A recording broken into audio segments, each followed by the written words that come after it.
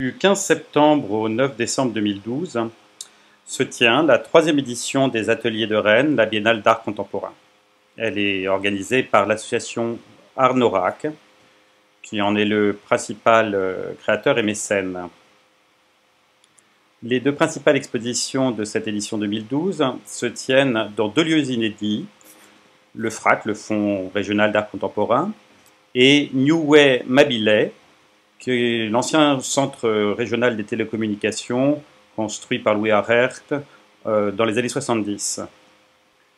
Outre ces deux sites, la Biennale se déroule dans différents endroits, lieux partenaires, la Criée, le Centre d'art contemporain, 40 mètres cubes, le Centre Colombier, la Galerie Art et Essai, le Cabinet du livre d'artiste et le Musée des Beaux-Arts de Rennes. Au rez-de-jardin de New Way Mabillay, une déambulation est offerte aux visiteurs entre trois espaces qui s'intitulent L'étendue, Je forme une entreprise et Re-Histoire.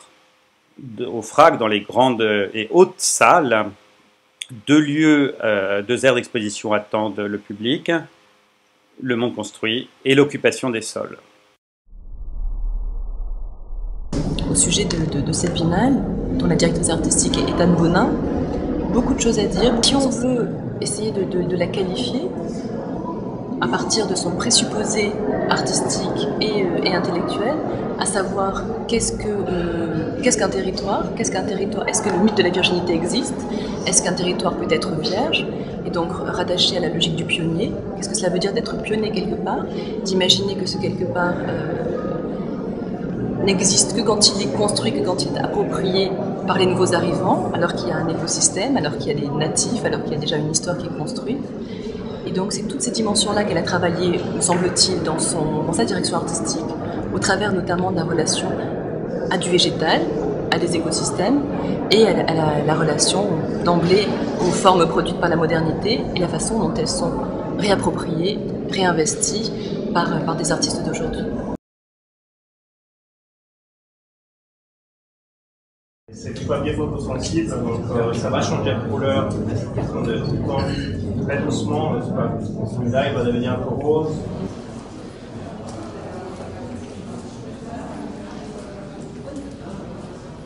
Pour l'instant, je nage entre perplexité et étonnement sur les multiples choses qui sont présentées. Beaucoup me parlent peu ou pas.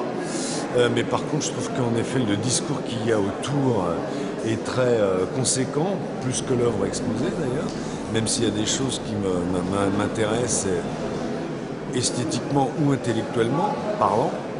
Voilà, que dire. Moi, j'ai vu des choses qui m'ont vraiment ravi, comme par exemple l'œuvre de Judith Scott, l'œuvre en textile, cet artiste un peu hors norme, qui n'est plus de ce monde malheureusement. Il y a des choses très, j'allais dire très littéraires, qui amènent beaucoup de discours.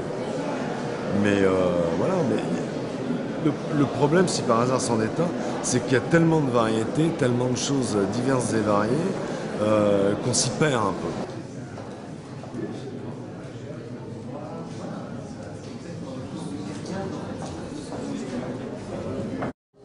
Qu'est-ce que vous nous montrez ici? Quel est le sens de ce travail? Vous avez parlé d'un musée roumain, est-ce que vous pouvez nous en dire un petit peu plus? Oui, tout ça, c'est un espace qui rend compte de mon expérience du musée du paysan roumain de Bucarest, qui est un musée qui a été fait juste après la révolution qui a mis fin au régime de Ceausescu. Donc une institution complètement réinventée. Alors, j'ai partie de la génération des artistes qu'on appelle expressionnistes, des Lupertz, j'oublie d'autres noms. Mais justement, elles s'en est dégagées. Il n'y a pas cette dimension expressionniste. Il y a une dimension en fait très existentielle. Une tige de fer réalisée avec des centimes d'euros et une pierre qu'ils ont trouvée d'ailleurs aux alentours du bâtiment. Enfin, oui, plus ou moins dans le bâtiment. Alors, ce que j'aime dans ce travail, c'est que là, nous ne sommes pas dans une œuvre directement peut-être référentielle, mais qui est très précise et à la fois crée une atmosphère. Il y a quelque chose d'un peu inquiétant, d'un monde en suspens. Ces éléments modulaires qui évoquent l'architecture modulaire moderniste, bien sûr, mais aussi il y a quelque chose d'un petit peu bureaucratique, d'un univers pesant administratif, autoritaire et oppressant, en même temps que les images nous amènent vers un univers, voilà, un inconscient en fait, je dirais, qui est là, dont ils travaillent la matière, à partir d'images aussi qu'ils extraient de livres et dont ils font des collages.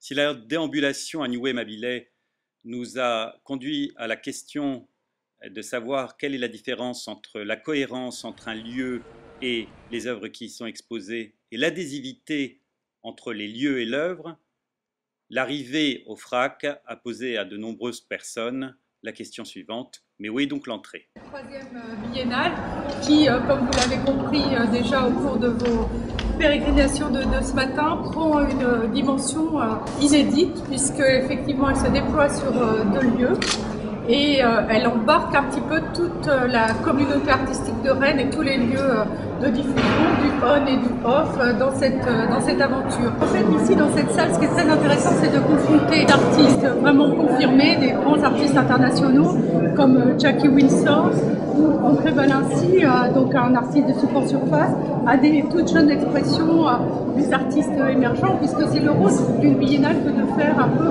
l'état des lieux de la création artistique à un moment donné.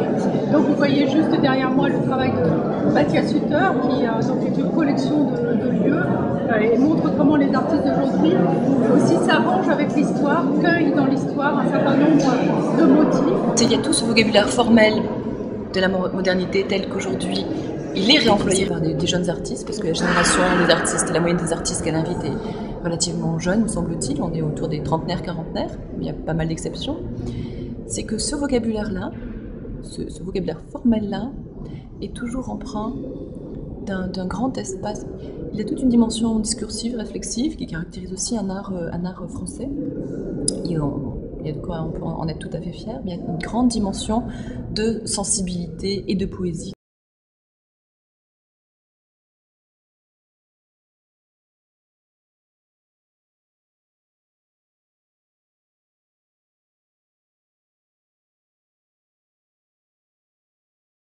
C'est la 3e édition de la Biennale de Rennes et j'ai suivi toutes les éditions de la Biennale. Et là, je trouve qu'il y a une véritable réussite entre le sujet des prairies, du pionnier, les lieux qui sont investis. Il y a une justesse du choix des œuvres, une sensibilité dans les accrochages remarquable. Et ce qui est très intéressant, c'est les différences d'un lieu à un autre. Ce qui se passe dans ce bâtiment extraordinaire, le Nioué, je crois qu'il s'appelle comme ça, ce qui se passe ensuite au musée des Beaux-Arts, les différences qui peuvent exister au FRAC, ce lieu d'art contemporain qui est aussi nouveau à Rennes. Les accrochages sont très différents, les œuvres ne sont pas du tout disposées de la même manière en fonction de l'architecture. Et là, je trouve qu'il y a une véritable réussite. Il se passe vraiment quelque chose, je trouve, dans cette ville de Rennes. Les circuits qui sont proposés à la Biennale, aussi bien dans le mille que dans le vôtre, que je n'ai pas encore totalement perçu, me semble extrêmement passionnant. J'ai le sentiment que c'est un peu unique en France.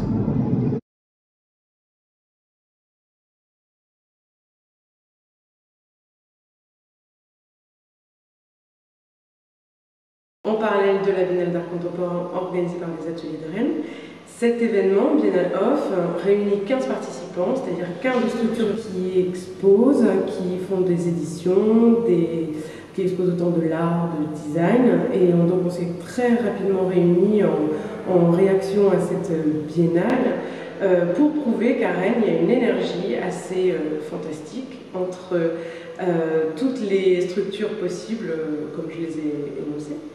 Et donc, à partir de cette énergie, on a fait cet événement, Biennale Off, pour présenter autant d'expositions que de conférences, de rencontres. Et donc, dans les 15 lieux, ça réunit en fait 26 événements. D'accord. Vous disiez en réaction, et c'est en réaction ou en synergie avec... On dit en parallèle ou en complément, oui. Mais disons que... Quels sont les liens que vous avez tissés? Du soutien total avec eux, c'est vraiment en parallèle. Il n'y a pas du tout de concurrence. Donc au final, la Biennale On aura été un ferment pour une synergie entre les différentes structures à Rennes qui avaient parfois un peu de mal à fédéré que vous avouez? En fait, on n'a pas eu vraiment l'occasion, et là, ça a été le déclencheur.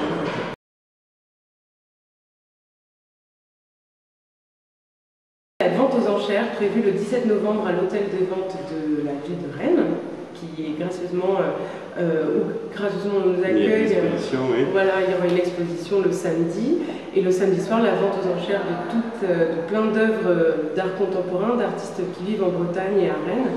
Et donc ça, c'est vraiment quelque chose d'unique, qui ne s'est jamais vu auparavant. Et ça, c'est Biennale Off qui organise cette vente aux enchères.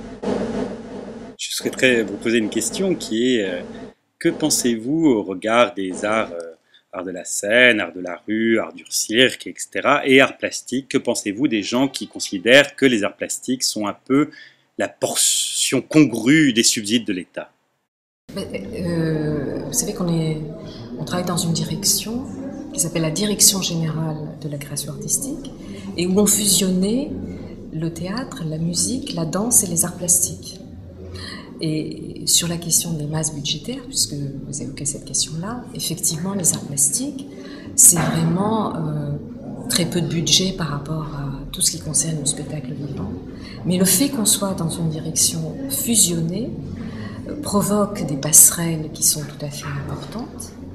Et on espère que petit à petit, les arts plastiques vont commencer à rattraper leur retard à ce niveau-là.